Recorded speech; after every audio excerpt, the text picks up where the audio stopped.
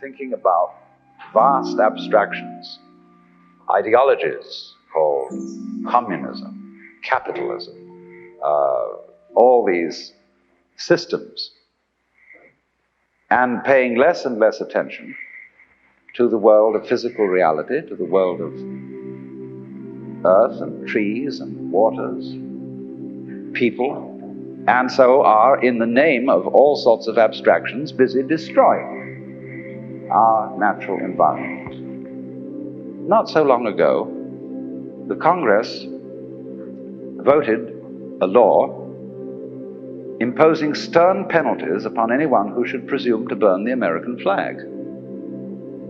And they put this law through with a great deal of patriotic oratory and the quoting of poems and so on about Old Glory, ignoring the fact entirely that these same congressmen, by acts of commission or omission, are burning up that for which the flag stands.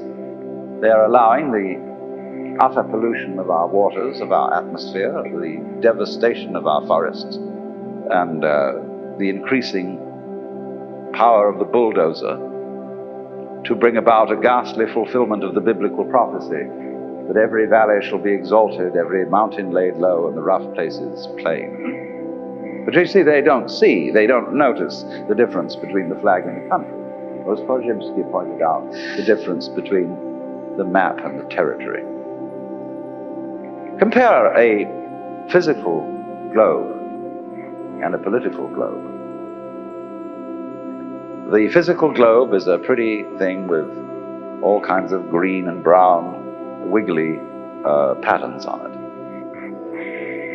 The political globe, on the other hand, has still got the wiggly outlines of the land, but they are all crossed over with colored patches, many of which have completely straight edges. A lot of the boundary between the United States and Canada, once you get west of the Great Lakes, is simply a straight line. What has that got to do with anything? With any difference between Canadians on one side of the line or Americans on the other side of the line, or what have you? It is absolutely a violation of the surface of the territory. And look at the fair city of San Francisco. It's a lovely place, but they planted on the hills of San Francisco a city pattern that was appropriate for the plains of Kansas, a gridiron. And so you get streets that go straight up and that are extremely dangerous, where they should have followed the contours of the hills. Now, however, I think we should begin by talking a little bit about, when we use the word physical reality as distinct from abstraction, what are we talking about? Because you see, there's going to be a fight about this philosophically. If I say that the final reality that we're living in is the physical world, a lot of people will say that I'm a materialist, that I'm unspiritual, and that I think too much of an identification of the man with the body. Any book that you open on yoga or Hindu philosophy will have in it a declaration that you start a meditation practice by saying to yourself, I am not the body. I am not my feelings. I am not my thoughts. I am the witness who watches all this and is not really any of it. And so if I were to say then that the physical world is the basic reality, I would seem to be contradicting what is said in these Hindu texts. But it all depends on what you mean by the physical world. What is it? First of all, it must be pointed out that the idea of the material world is itself philosophical. It is in its own way a symbol. And so if I take up something that is generally agreed to be something in the material world, and I argue that this is material, of course it isn't, because nobody has ever been able to put their finger on anything material. That is to say, if you by the word material, you mean some sort of basic stuff out of which the world is made. by, say, analogy with the art of ceramics, pottery. We use clay and we form it into various shapes. And so a lot of people think that the physical world is various forms of matter. And nobody has ever been able to discover any matter. They've been able to discover various forms, yes, various patterns, but no matter. You can't even think how you would describe matter in some terms other than form. Because whenever a physicist talks about the nature of the world, he describes a form, he describes a process which can be put into the shape of a mathematical equation. And so if you say A plus B equals B plus A, everybody knows exactly what you mean. It's a perfectly clear statement. But nobody needs to ask, what do you mean by A or what do you mean by B? Or if you say 1 plus 2 equals 3, that's perfectly clear. But you don't need to know 1 what, 2 what, or 3 what. And all our descriptions of the physical world have the nature of these formulae, numbers. They are simply mathematical patterns, because what we're talking about is pattern. But it's pattern of such a high degree of complexity that it's very difficult to deal with it by thinking. In science, we really work in two different ends of the spectrum of reality. We can deal with problems in which there are very few variables, or we can deal with problems in which there are almost infinitely many variables. But in between, we're pretty helpless. In other words, the average person cannot think through a problem involving more than 3 variables without a pencil in his hand. That's why, for example, it's difficult to learn complex music. Think of an organist who has 2 keyboards or 3 keyboards for work with his hands, and each hand is doing a different rhythm. And then his feet on the pedals, he can be doing a different rhythm with each foot. Now that's a difficult thing for people to learn to do, just like to rub your stomach in a circle and pat your head at the same time takes a little skill. Now, most problems with which we deal in everyday life involve far more than 3 variables. And we are really incapable of thinking about them. Actually, the way we think about most of our problems is simply going through the motions of thinking. We don't really think about them. We do most of our decision-making by hunch. You can collect data about a decision that you have to make, but the data that you collect has the same sort of relation to the actual processes involved in this decision as a skeleton to a living body. It's just the bones. And there are all sorts of entirely unpredictable possibilities involved in every decision. And you don't really think about it at all. The truth of the matter is that we are as successful as we are, which is surprising, the degree to which we are successful in conducting our everyday practical lives, because our brains do the thinking for us in an entirely unconscious way. The brain is far more complex than any computer. The brain is, in fact, the most complex known object in the universe, because our neurologists don't understand it. They have a very primitive conception of the brain and admit it. And therefore, if we do not understand our own brains, that simply shows that our brains are a great deal more intelligent than we are. Meaning by we, the thing that we have identified ourselves with. Instead of being sensible and identifying ourselves with our brains, we identify ourselves with a very small operation of the brain, which is the faculty of conscious attention, which is a sort of radar that we have that scans the environment for unusual features. And we think we are that, and we are nothing of the kind. That's just a little trick we do. So actually, our brain is analyzing all sensory input all the time, analyzing all the things you don't notice, don't think about, don't have even names for. And so it is this marvelous complex goings-on which is responsible for our being able to adapt ourselves intelligently to the rest of the physical world. The brain is furthermore an operation of the physical world. But now you see, though, we get back to this question. Physical world. This is a concept.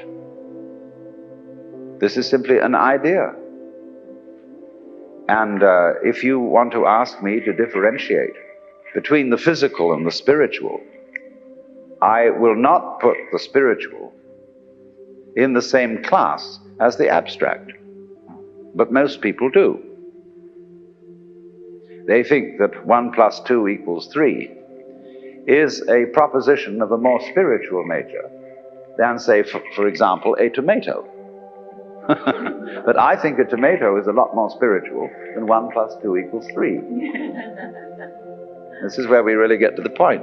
That's why in Zen Buddhism, when people ask what is the fundamental principle of Buddhism, you could very well answer a tomato. Because look how, when you examine the material world, how diaphanous it is. It really isn't very solid. A tomato doesn't last very long. Nor, for that matter, do the things that we consider most exemplary of physical reality, such as mountains. The poet says, "The hills are shadows, and they flow from form to form, and nothing stands." Because the physical world is diaphanous. It's like music. When you play music, it simply disappears. There's nothing left. And that, for that very reason, it is one of the highest and most spiritual of the arts, because it is the most transient.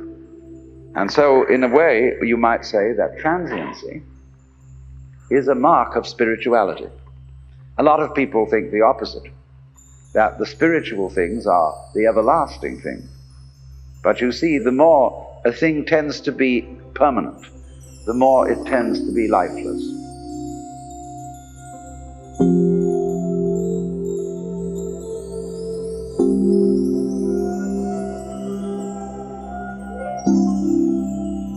So then,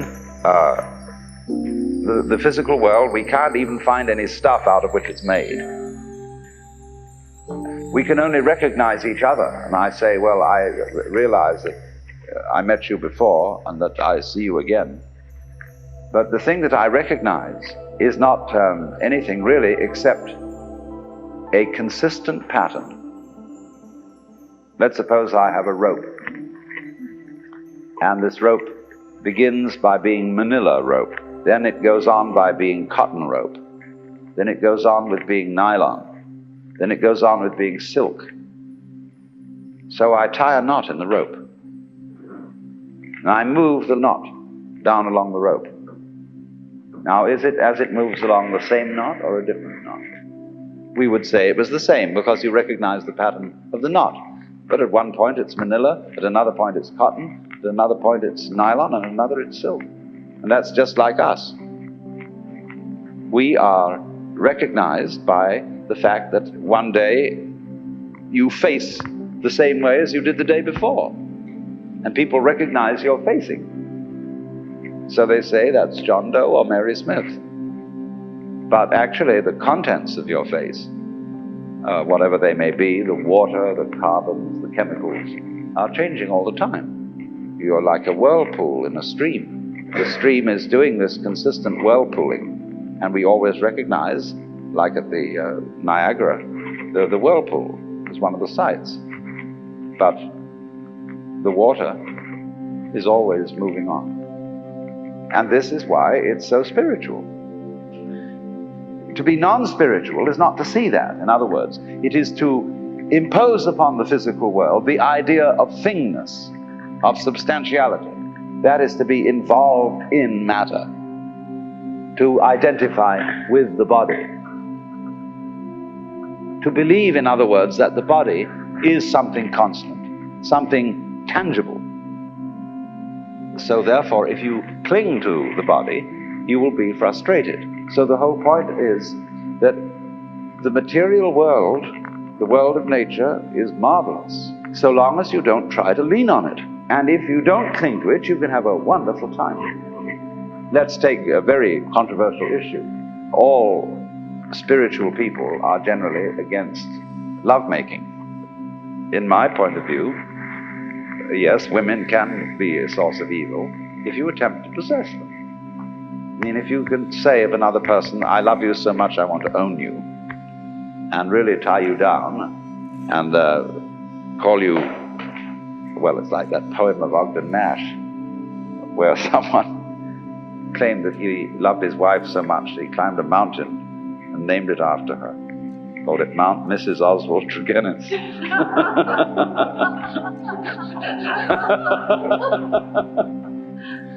And so, in other words, if you try to possess people and you make your sexual passion possessive in that way, then of course you are trying to cling to the physical world.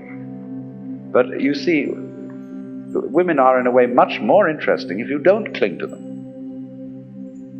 If you let them be themselves and be free. And in my opinion, you can have a very spiritual sex life if you are not possessive. But if on the other hand you are possessive, then you're in trouble. But you know, the average Swami won't agree with that, because he confuses, by thinking that the body that I touch is something evil. He's hung up with it. It's like the story of the two Zen monks who were crossing a river, and the ford was very deep because of the flood, and there was a girl trying to get across, and one of the monks immediately picked her up, threw her over his shoulder and carried her across, put her down on the other side, and then the monks went one way and she went another. And the other monk had been in a kind of embarrassed silence, which he finally broke, and he said, do you realize that you broke a monastic rule by touching and picking up a woman like that? And he said, oh, but I left her on the other side of the river and you're still carrying her.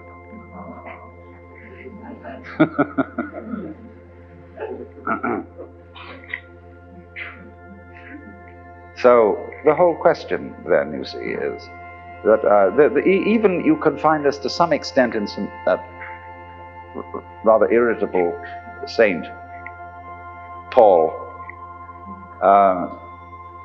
where he speaks of the opposition of the flesh and the spirit. Now, this word sarx in Greek, the flesh, as he uses it, is really, as Bajayev points out, it's a spiritual category.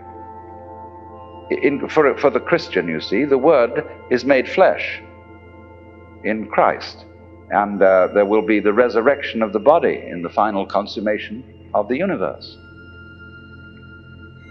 So you cannot really, as an Orthodox Christian, take an antagonistic attitude to the flesh.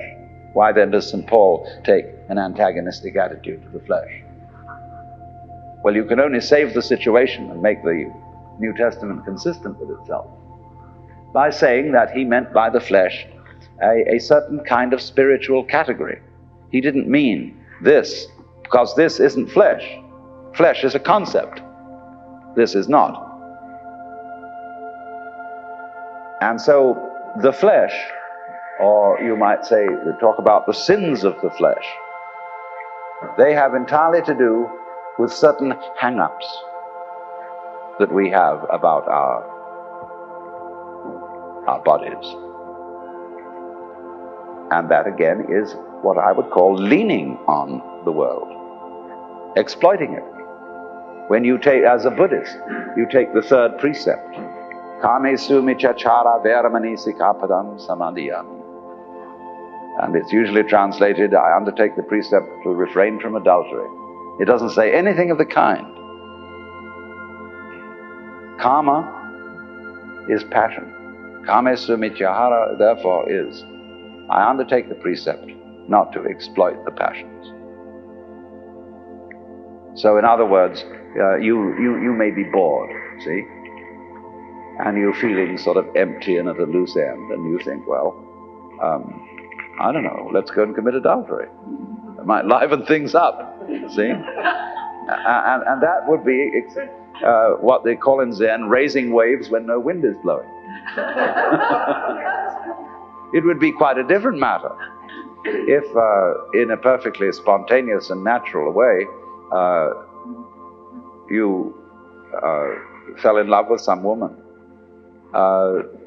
You wouldn't be going out of your way to get into trouble. It would be appropriate and natural at the time. Or in the same way, a lot of people, instead of saying, let's commit adultery, when they feel sort of bored, they say, let's go and eat something. And so they become fatter and fatter and fatter because they're filling the spiritual vacuum in their psyche with food, which doesn't do the job. It's not the function of food to fill spiritual vacuums. So in this way, one exploits the appetites or the passions. So likewise also the fifth precept, Sura Merya Majjapamadatthana, is the list of intoxicating substances. And it doesn't say that you are not going to take them. It says you're not going to be intoxicated by them. In other words, a Buddhist may drink but not get drunk. I don't know how that applies to psychedelics, but that's another story.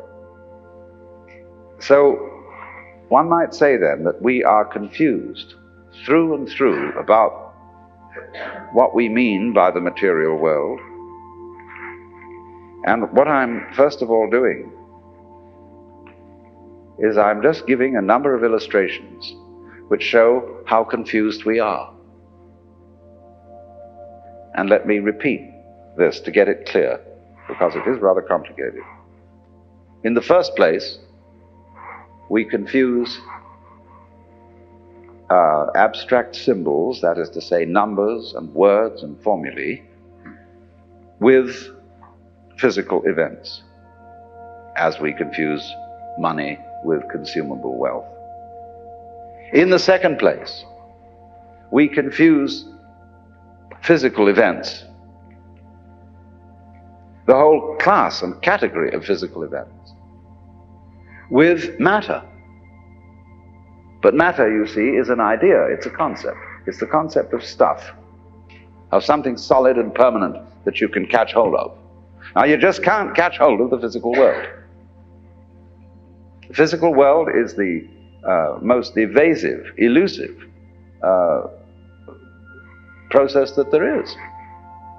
It will not be pinned down, and therefore it fulfills all the requirements of spirit. So what I'm saying then is that the non-abstract world, which Korzybski called unspeakable, which was really a rather good word, is the spiritual world. And the spiritual world isn't something kind of gaseous, abstract, formless, in that sense of shapeless. It's formless in another sense. The formless world is the wiggly world. You see, when we say something is shapeless, like a cloud, what shape has this cloud? You say, well, it's so vague, it's shapeless. That's the real formless world. The formal world is the one that human beings try to construct all the time. See, wherever human beings have been around, you see rectangles and straight lines, because we're always trying to straighten things out. And so that's the very mark of our presence. I don't know why we do it. It's always been a puzzle to me why architects are always using rectangles. But the thing is that they make us feel very uncomfortable if they don't. I have an architect friend who built somebody a house like a snail shell. And it spiraled in and in and in and in, and the John was right at the center. Spiral. But everybody rebels against this house. They feel very uncomfortable. You see, the furniture doesn't fit. Because all furniture is made to fit in a rectilinear scene. And we're always putting things in boxes. See, all thoughts, all words are labels on boxes. Therefore, we feel we've got to get everything boxed. And so we put ourselves in boxes. Everything is put in boxes. But actually, everything else in nature doesn't go that way. As, for example, the snail doesn't put itself in a box. The crab doesn't put itself in a box. It has these fascinating, gorgeous objects. What is, for example, more beautiful than a conch shell or a lovely scallop shell? Well, these are gorgeous things. We could make the most delicious shells out of concrete or plastics. They could be very beautiful. And we could distribute ourselves over the landscape like shellfish along the seashore. But instead we have to live in boxes. And there's nothing, you can't fight it, it's the system. So, then you have to, you begin to build your furniture and chairs, everything, accordingly to these shapes, because they're easy to store away in a place that is a box in the first place. But you see, then that is this rectilinear world. This is unspiritual. This is the world of what we will call the artificial, as distinct from the natural. And when we live in a world like that, we begin to have ourselves bamboozled by it. You begin to think that reality is this sort of straightened out situation that we all have to live in. And you don't remember that reality is precisely the wiggly world, you see. We don't realize that we are all wiggly. The problem is that we wiggle in rather the same way. We have head, 2 arms, 2 legs, etc. But notice how we do all sorts of things to ourselves to sort of evade our wiggliness. The way we dress, especially men. Women are allowed to be a little bit more curvaceous and wiggly than men are. It's somewhat appreciated. But men go around in these square-cut suits and straight pants. They're really, these clothes that we wear in the West are originally military uniforms. Do you know that? That's why they have buttons on the sleeve. Because they used to have buttons all the way up the sleeves so that people wouldn't wipe their noses on their sleeves. They were livery, in other words. And this uniform is being adopted all over the world. I was in Ceylon in November. And the moment I got to Ceylon, I saw the men were going around in sarongs with long white shirts over them. So I bought such an outfit. It was terribly hot, and therefore this kind of clothing was extremely comfortable. They wear a sort of a stole, usually yellow or orange, which is a little scarf with fringe around your neck. And it's a most easy, wonderful garment for loafing around in. Well, I was invited to speak at the University of Ceylon, Kandy. And I found when I got there, I found that it was a very tense atmosphere because there was a great degree of anti-American feeling because we cut off aid and they don't approve of our behavior in Vietnam and all that kind of thing. So I was an American speaker, and when I appeared, they started booing. But I was wearing Sinhalese clothes. And I got up and said, I had an interpreter who was a bright psychology graduate student. And I got up and said, ladies and gentlemen, and the gentlemen, incidentally, were all wearing white shirts and pants. And I got up and said, ladies and gentlemen, I have purposely put on tonight your national dress. For the first reason, it is practical. You have developed this over many hundreds of years as the right kind of clothes to wear in this climate, and I find it very suitable. The second is, it is properly adapted to male anatomy. And there's a big laugh at this. And the interpreter whispered to me, he said, "You meant it that way, didn't you?" I said, "Yes. But you know, that broke the ice. And there was no further trouble."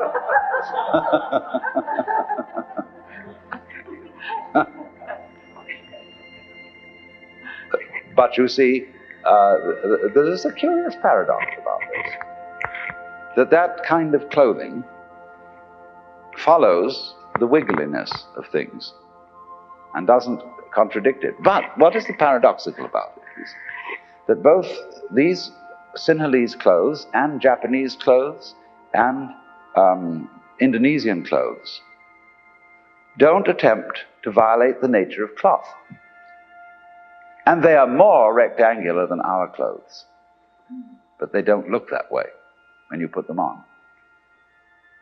You can take a kimono and fold it and pack it away, and when you unpack, you don't have to have it pressed. The Sinhalese Minister of Education's wife was talking to us about saris. She said, "I've got these saris, I can pack 20 saris into a small suitcase. When I travel, I can wear 3 a day." They're nothing but an enormous piece of woven material, rectilinear. But they feel, you see, that since it is the nature of cloth to be woven this way and to be rectilinear, you shouldn't violate the nature of cloth when you make clothes. And so we, with all these fitted clothes that we have, with this extraordinary shoulder work and so on, they're impossible to pack. Every time you travel with a business suit, you have to get it pressed if you want to look decent. And that's true of many women's clothes too. But by following the nature of cloth and not violating it, the cloth then will follow the nature of your body. And it will gracefully adapt to it and hang in just the right way. And by, as it were, respecting the physical world, in either case, it all goes together. But this world, this physical world, is wiggly. And this is the most important thing to realize about it. As I've sometimes said, we're living in the middle of a Rorschach blot.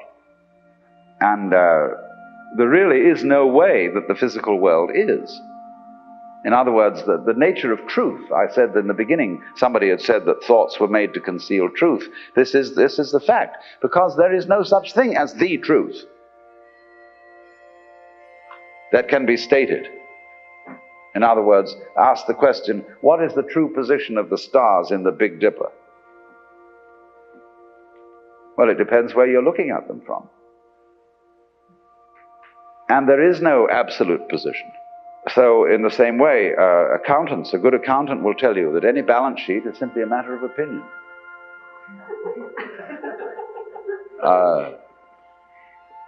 There's no such thing as a true state of affairs of a business. But we're all hooked on the idea that there is, you see, an external objective world which is a certain way. And that it really is that way. History, for example, is a matter of opinion. History is an art, not a science. It's something constructed, which is accepted as a more or less satisfactory explanation of events, which, as a matter of fact, don't have an explanation at all. Most of what happens in history is completely irrational. But people always have to feel that they've got to find a meaning. For example, you get sick, and you've lived a very good life, and you've been helpful to other people and done all sorts of nice things. Then you get cancer. And you say to the clergyman, why did this have to happen to me? And you're looking for an explanation, and there isn't one. It just happened that way. But people feel if they can't find an explanation, they feel very, very insecure. Why? Because they haven't been able to straighten things out. The world is not that way. So the truth, in other words, what is going on, is, of course, a lot of wiggles. But the way it is always in relation to the way you are. In other words, however hard I hit a skinless drum, it will make no noise. Because noise is a relationship between a fist and a skin. So in exactly the same way, light is a relationship between electrical energy and eyeballs. It is you, in other words, who evoke the world, and you evoke the world in accordance with what kind of a you are, what kind of an organism. One organism evokes one world, another organism evokes another world. And so everything, reality is a kind of relationship. So once one gets rid of the idea of the truth as some way the world is in a fixed sense, say it is that way, see? Then you get to another idea of the truth altogether. The idea, the truth that cannot be stated, the truth that cannot be pinned down.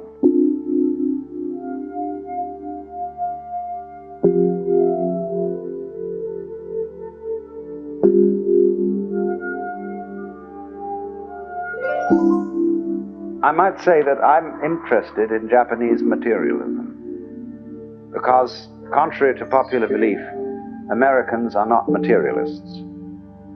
We are not people who love material, but our culture is by and large devoted to the transformation of material into junk as rapidly as possible. God's own junkyard. And therefore it's a very, very important lesson for a wealthy nation and for rich people. And we are all colossally rich by the standards of the rest of the world. It's very important for such people to learn and see what happens to material in the hands of people who love it. We regard matter as something that gets in our way, something whose limitations are to be abolished as fast as possible. And therefore we have bulldozers and every kind of technical device for knocking it out of the way.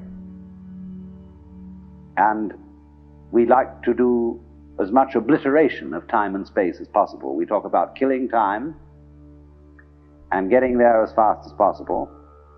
So if you can take a jet plane from one city to another, and everybody's doing it, not just the privileged few, then they're going to be the same town. So to preserve the whole world from indefinite Los Angelization, pardon me, those of you who are from Southern California, but we have to learn in the United States how to enjoy material and to be true materialists instead of exploiters of material. Well now, basic to all this is the philosophy of nature. And the Japanese philosophy of nature is probably founded historically in the Chinese philosophy of nature. And that's what I want to go into to start with. To let the cat out of the bag right at the beginning, the assumptions underlying Far Eastern culture, and this is true as far west as India also, is that the whole cosmos, the whole universe, is one being. The great men of this culture, not everybody, but the great men, the great masters, of whatever sphere they're in, are fundamentally of this feeling that what you are is the thing that always was, is and will be. Only it's playing the game called Mr. Takano, or Mr. Lee, or Mr. Mukhopadhyaya. That's a special game it's playing. Just like there's the fish game, the grass game, the bamboo game, the pine tree game. They're all ways of going, you see, everything's doing a dance. Only it's doing it according to the nature of the dance. That is fundamentally all these dances, whether human, fish, bird, cloud, sky dance, star dance, etc., they're all one fundamental dance. And so a civilized, cultured, above all an enlightened person in this culture is one who knows that his so-called separate personality, his ego, is an illusion. Illusion doesn't mean a bad thing. It just means a play. From the Latin word ludere, we get English illusion. Ludere means to play. So the Sanskrit word maya, meaning illusion, also means magic, skill, art, and this Sanskrit conception comes through China to Japan with the transmission of Buddhism.